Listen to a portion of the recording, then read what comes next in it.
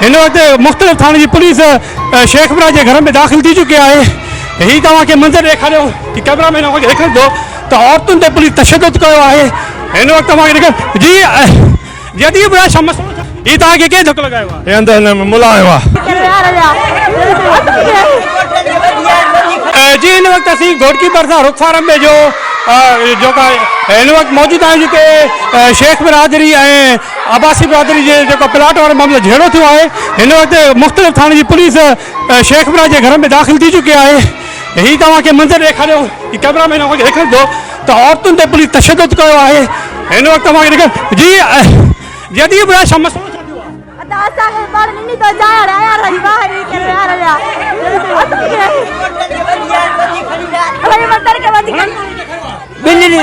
कासिमत ने क्या सुरा फकीर सुरा बे खणी आइन बधी करे पुलिस आरा जी मुझे पार्टी के गाली आई ने अरे गुनाह सा इंसाफ कयो जी हमारे ॾेखार कैमरा मैन ॾेखार दो तो हिन वक्त जो मुख्तलिफ थाने की पुलिस जो पहुती है जेकी ये DSP जो उनके धक्को लॻाए। ही ॿुधाए छा मसलो छा थियो? ऐसे कोर्ट जो हुकुम आहे कब्ज़ो ॾियणो छॾाइणो। ही तव्हांखे कें धक्को लॻायो आहे? अंदर मुला आयो आहे। जी जी हिन वक्त DSP जो गेमड़ो जो ज़ाहिद मीरानी वो पत्थर लगन जख्मी भी थियो। कैमरा कचो मिनी जो रौंती DSP रौंती है ज़ाहिद मीरानी उनके ही धक्को लॻाए। कैमरा मैन खे ॾेखारी दो तो ही जो बीठो है ऐसे जो B सेक्शन भी है जो पहुतो है। तव्हां ॿुधायो तो ही पुलिस कपड़ा फाड़े तो कपड़ा जैफन में समय असा जो कपड़ा फाड़े सके असा ना जाए तो लगो तसे असा ना है वो पंज सरा लगी तो असा के है तो ना लगो थाने असा हमलो के थे असा झारू पर हमलो असा के तक गए आने पुलिस वारन तक गए आने। अच्छा जी अवां के कैमरा में ॾेखारी दो तो ही सूरत है। सिर्फ टाइम न्यूज़ से ही अवां एक्सक्लूसिव फुटेज ॾिसी सघो था तो ही जो अदालती हुकुम ते B सेक्शन घोटकी मुख्तलिफ थाने की पुलिस DSP रौंती ज़ाहिद मीरानी की अगवानी ऐं जो B सेक्शन की अगवानी में पहुती है।